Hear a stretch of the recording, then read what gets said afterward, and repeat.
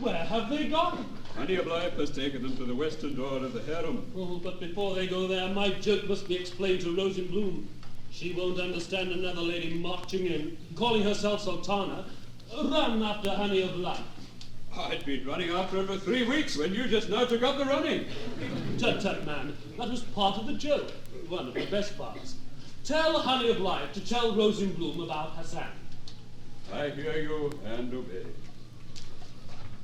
And Rose in Bloom shall be told the whole of your joke, especially the best part. No, not that part.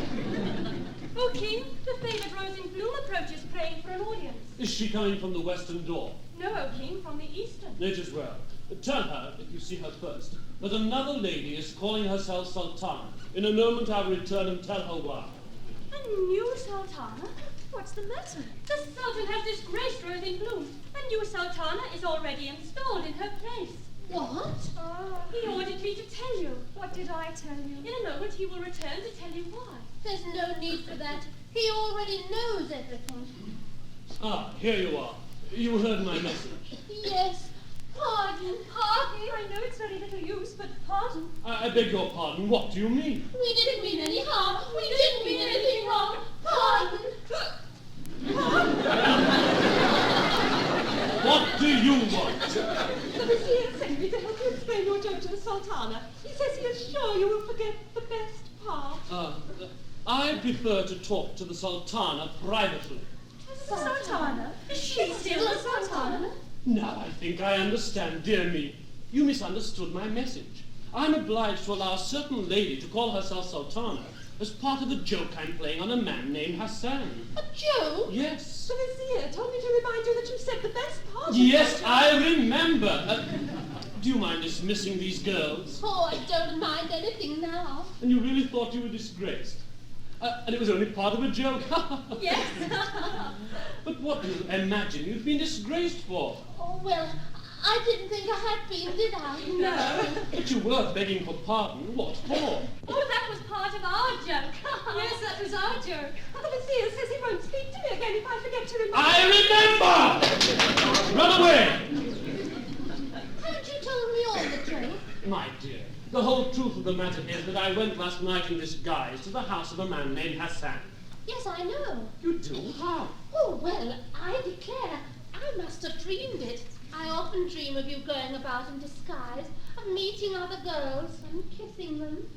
Dreams generally have nothing to do with what has really occurred. No, that's what comforts me. Now, the other night, I had an extraordinary dream that I went out of the palace in disguise. How ridiculous. Yes, wasn't it? Supposing I ever did such a thing, what would the punishment be? Oh, death, I suppose. Are you sure? I might think of something worse. It would depend, of course, on my mood. Why do you ask? Because in my dream, you actually did find out, but you said, you've done no real harm. I won't punish you at all. How absurdly people talk in their dreams, don't they?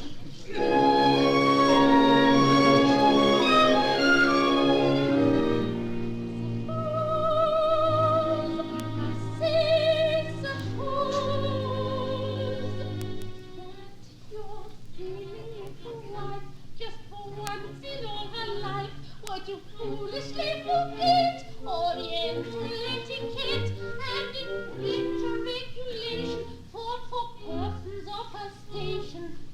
Would you blame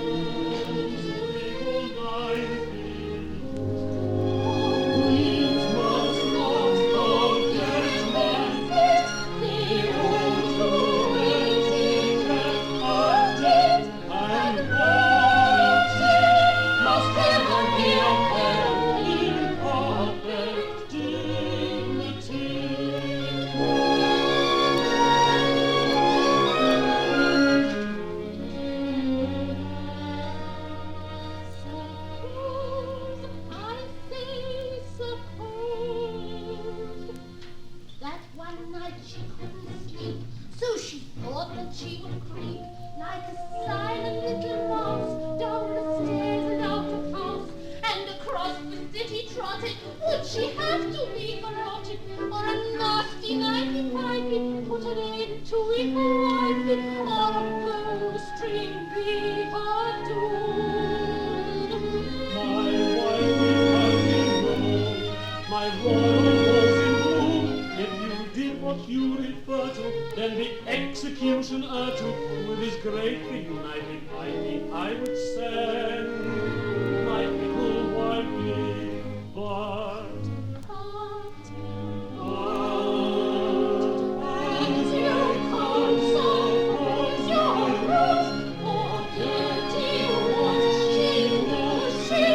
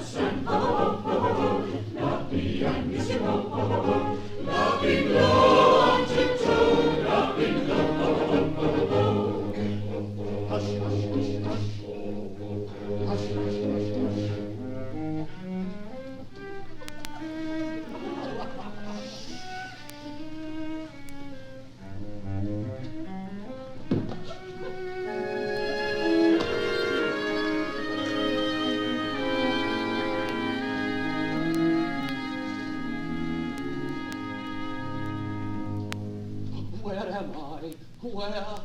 Where art thou? Where but in thy palace rich and rare, where none can save thee? Where everyone will rush and run and race with thy kingdom, be near and away, be near and away, be near and away. But hear me speak. But hear him speak, and o'er the music's flattered peak beside his golden steed. His word is spoken, but beyond the music any bird could ever hope to reach. Beyond the music any bird could ever hope to reach. Attend to me. Attend to him, and bring the goblet to the brim. With Persia shall the fill, And when his music glorious, and lifts its royal voice, the denting towers glinting gas, as the rich as now are lost. Attend to him, attend.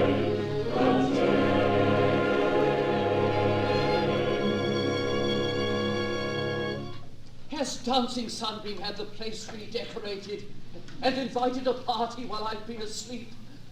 Is this my house? O king, are you not the Sultan? Don't be silly. If this is a joke on the part of my wives, it's a very cheap form of wit, or very expensive. These decorations, aren't you the Sultan's executioner? yes, I am your executioner. My executioner! I remember now. I'm going to be executed. Mercy, mercy. What is happening to the commander of the faithful? I think that while he slept he had a bad dream, and the shadow of his nightmare still lingers with him. Is it so, O king? A dream. Would it be possible that everything that is real I should have forgotten, and everything I remember is only a dream? It would be quite possible, would it not? Oh, quite. And who are you? Your physician-in-chief, O king. Do you not know me? No. And yet I seem to have a cloudy recollection of having seen you somewhere before. And you, and you, and you. I actually recognized you, didn't I? O king, it is a great joy to me. Somehow it wasn't to me. Do you really mean to say that I am the Sultan? May your shadow never grow less. Talking of growing less, how is it my clothes fit so badly? I seem to have shrunk. O king, you have just awakened from a long illness. Have I? That is why your body and your memory have both shrunk. My memory has simply shrunk to nothing. Except my delirium, I can't remember. Tell me, have you ever heard of a man named Hassan, whom folks call Mad Hassan? Mad Hassan? Who is he, O king? I don't quite know. Is there such a man, O king? I'm not quite sure. Shall the people enter who crave audience? Yes, you have warned them they are to address him as if he were myself. Yes, O king. Anything he grants wisely, I will confer. Yusuf, the storyteller, craves a boon of the full moon of full moon. Bring Yusuf the storyteller. Yusuf, the storyteller! Yusuf, the storyteller! Yusuf, the storyteller! I'm here, Yusuf the storyteller. Oh, be very careful. Mind what you say. Don't get flustered. I have come to say To say what? that I would ask for one of the royal slaves for a wife. Listen, did you meet that slave at the house of a man called Hassan? No, O king. Have you ever heard of a man called Mad Hassan? No, O king. Is not that the slave you would take to wife? No, I don't know her. I don't know Hassan. I don't know anybody. Don't you know whom you do want to marry? No. Young man, you seem to be one of those who rush very blindly into matrimony. Remember that in the matter of wives, you'll find that 5 and 20 are practically... How many wives have I? In the royal harem, there are 671, O king. Good gracious me, you don't say so. Stand back, O storyteller. And if your other stories are equal to this story of your love, I should join another profession. I think you tell stories magnificently. Abdallah the priest craves an audience. Hey, If you speak to the Sultana, you shall hear me tell my story. Bring Abdallah the priest. Abdallah the priest! Abdallah the priest! Abdallah the priest! I am here, Abdallah the priest. listen, do you know a man called Mad Hassan? Yes, O king. Where is he? He is at the point of death, Why do you say that? because when the Sultan knows that his Sultana visited this man Hassan last night, he will assuredly put Hassan to death. Is this true, Hassan? Ah, then I am Hassan. And I am Sultan. Oh, well, I'm not sorry. 671.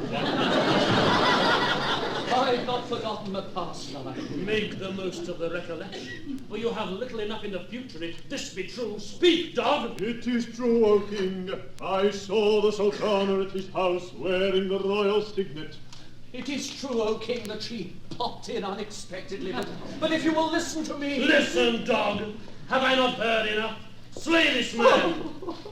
And the royal rose in bloom. She favors low company. Marry her to this storyteller, who wants a wife and cares not who it is. I have spoken. Oh, king, hear me. Rose in bloom is innocent. The royal signet... I have spoken. I said that idea wouldn't go. It's a busy day for thee. Very busy must a morning be. For any man who has no time for a wedding can't be ready. For the marriage or the carriage is at 2:15, and the block at 2 o'clock, but that'll be for you. Bless my heart, it's time to start, or we shall be late for the wedding. Bless my heart, it's time to start, we shall be late for the wedding. Although the parting high degree, the exalted day whom marries me, but we must part, my own sweetheart, must part, my true sweetheart. It's a busy, miserable day for thee. A busy, miserable day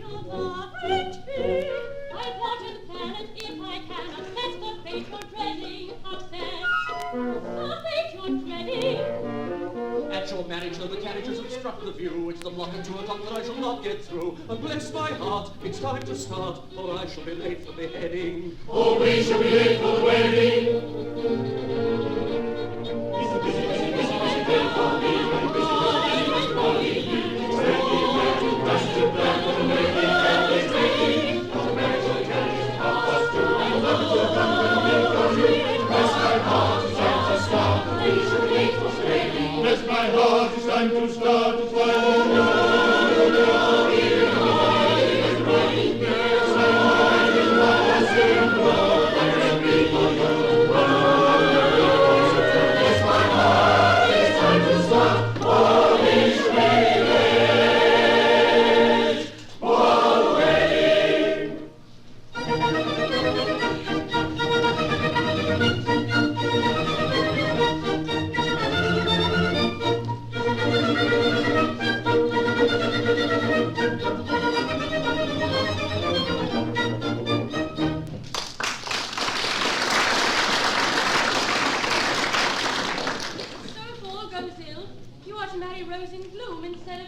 Yes, life seemed a poem, but as we read it by the light of hope, fate crept in behind us and blew out the lantern. Rose in Bloom is very beautiful. Of what use is beauty if the whole world is pitch dark? If she were not young and beautiful, if she were middle-aged and plain, would you be quite so pleased? Just as displeased. Are you sure? Absolutely certain? Yes, it would make no difference to me. It would to me. It's beastly of me, I know, but it would. But she is young and beautiful, and someday she will light the lantern again, and you will go on reading your poem, or another one that you will think much nicer. I think there's only one page of poetry in the whole book of a man's life. Only one page, perhaps. But it may have a lot of poems on it, little ones, all different. Your poetry page is very likely immense. Whatever it is, fate is turning it over. The story is ended. The light's put out, the bazaar is empty, and you and I must go forth into the darkness. But not hand in hand.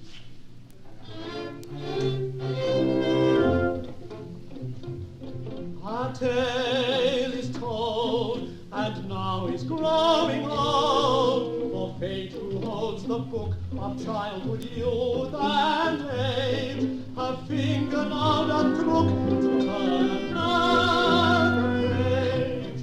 Try to forget, although a soft regret, like some poor faded rose leaf, like to mark the place within the book where thou and I have read one passage full of grace, where thou and I have read one passage full of grace. Oh, try to forget. The desert's wide, and we must march and ride into heaven that's laden with our sighs. What a gift we can from woods and paradise. Try to forget, try to forget. Our caravans have met amid the burning desert space. Ah, where thou and I have rested in the shady place a little while, and then passed by, where thou and I have now passed by. Try to forget, try to forget.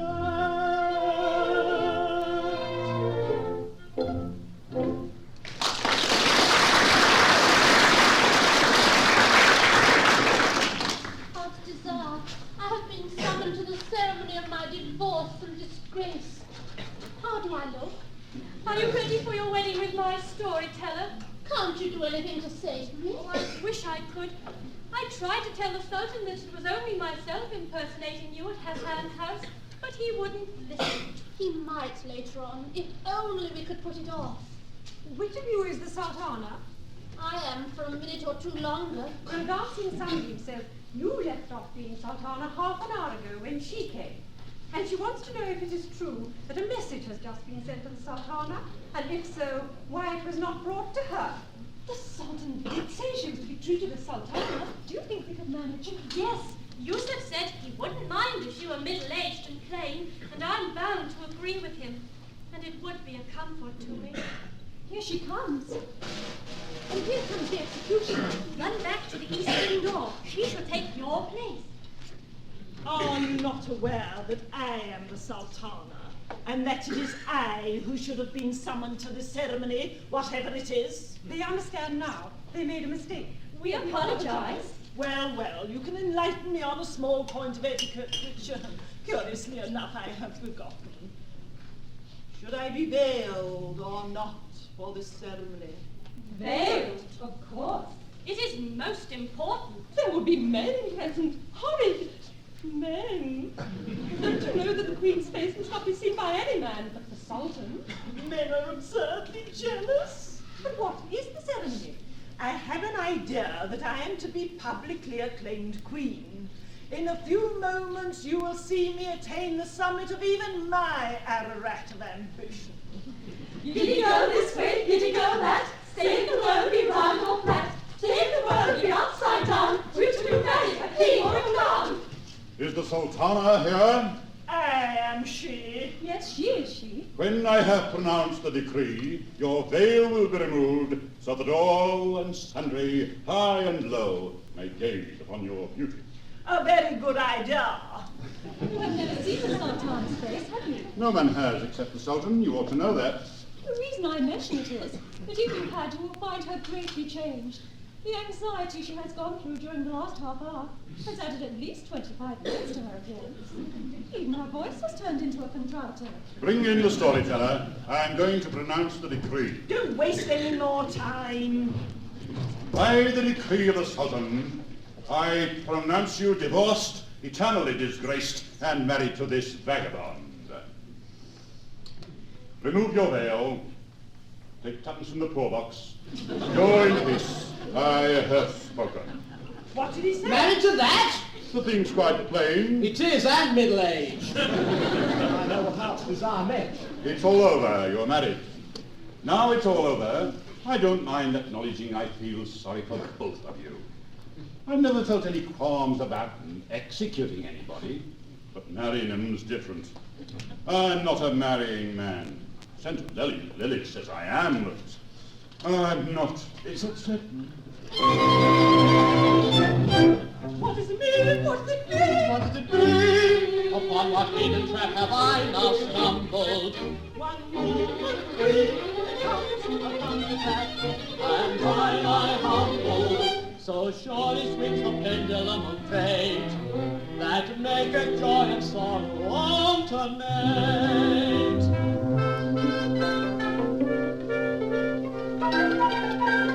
Joy and sorrow alternate, every hour that passeth by, till tomorrow fickle fate may ordain you laugh or cry, till tomorrow fickle fate may ordain you laugh or cry. So the clock that strikes the time rings at first a merry chime, then tomorrow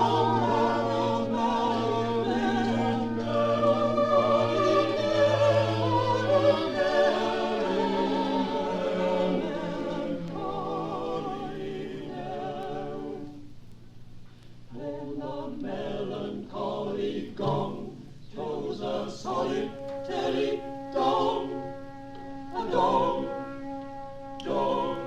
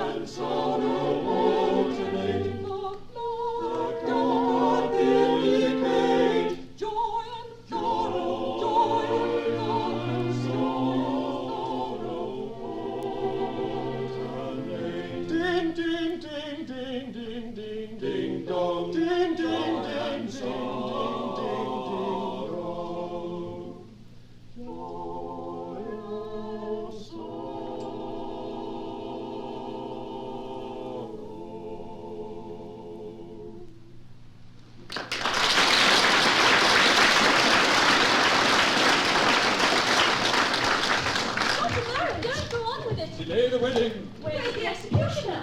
Here, the wedding's over. Over that the Sultan has relented. And is going to give the Sultana the chance of an explanation. Oh, King, you are too late.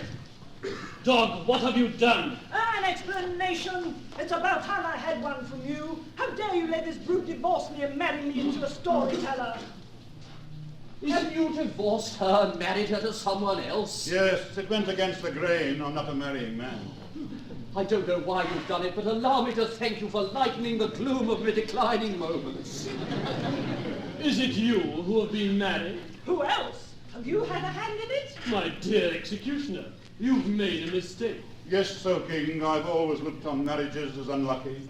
Shall I execute myself at once, or shall I wait till I finish this? Oh, don't wait for me. You married the wrong woman. That's all. I am very pleased.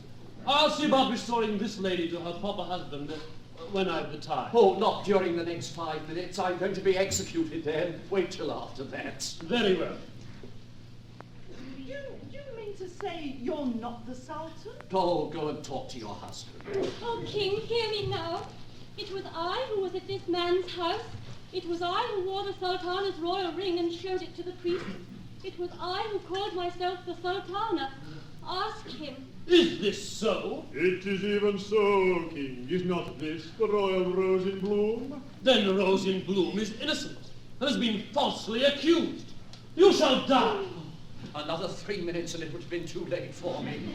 Oh, King, I suppose you'll have to go through the form of granting me the usual pardon for something I never did. Pardon you? No, indeed.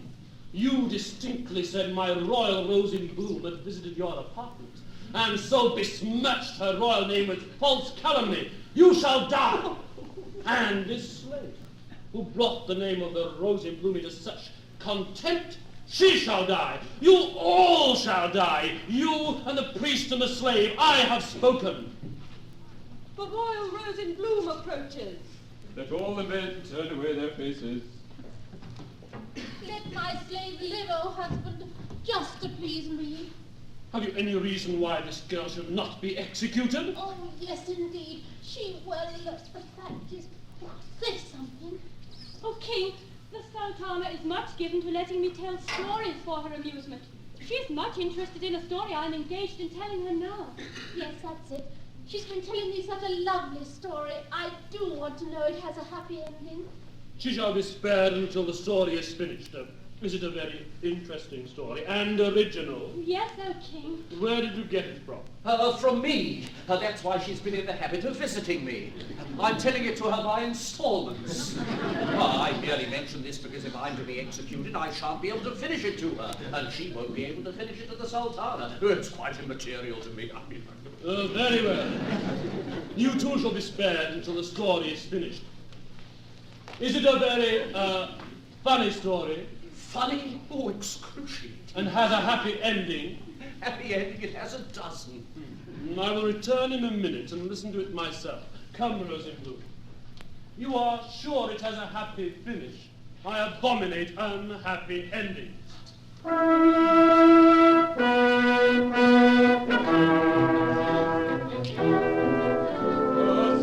The Sultan with his court approaches, all looking forward to your story. I trust the Sultan will be disappointed. For that means your execution.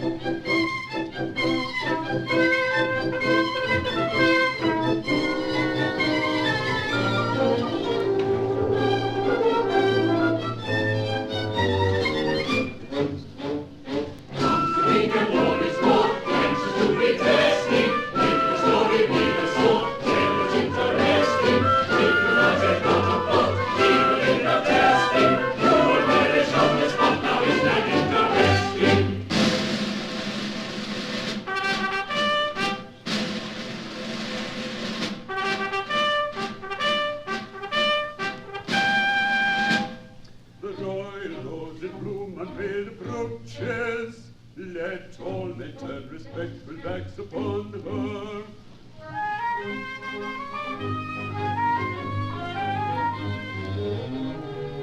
Now, Hassan, we are ready for your story.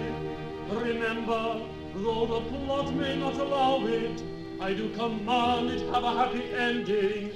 Begin. Begin. Commence. I am impatient. Go on. Ah, happy thoughts. I'll try it.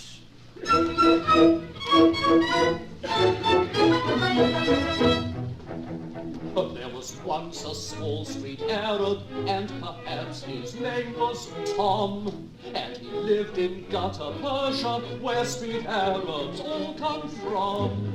And like little gutter Persians, every one and all, his spirits were elastic as an India rubber ball. His spirits were elastic as a ball. And all day long he sang this song, a merry little ditty as he danced a cellar flap. The life I lead is all I need, I know no better, the lucky little chap. The life I lead is all I need, you know no better, the lucky little chap. Now among the bricks and mortar did his wretched lifetime pass. He had never seen a flower, nor a single blade of grass. But one day he found a daisy, and he thought that simple thing was a wondrous gift from heaven, so he took it to the king. He took a simple daisy to the king. He meant no wrong, but through the throng he struggled to the Sultan and laid it on his lap. That simple weed he did indeed, he knew no better, the stupid little chap. Simple weed he did indeed, he knew no better, the stupid little chap. Now the Sultan gravely thanked him, saying, would that I had eyes to see a simple flower as a gift from paradise. But I will not reward thee or exchange thy humble lot, for riches would but rob thee of a wealth that I have not. Would but rob thee of a wealth that I have not. So all day long he sang this song, that merry little ditty as he danced a cellar flap. The life I lead is all I need, he knew no better, the lucky little chap. The life I lead is all I need, he knew no better, the lucky little chap. Is the story finished? That is only the beginning, O king. That little boy was myself, and the Sultan was your father. And the story that I have been telling to the slave, which she has been telling to the Sultana, is the story of my own life. And this is the point, O king. You have yourself commanded that the story, which is my life, is to have a happy ending. By the beard of my grandfather, you have played an odd trick upon me. It's the odd trick, O king, that wins the game. But not the rubber. Take back your wife. Oh. I restore her to you. I fancy there's the rub. Oh, yes, you've won.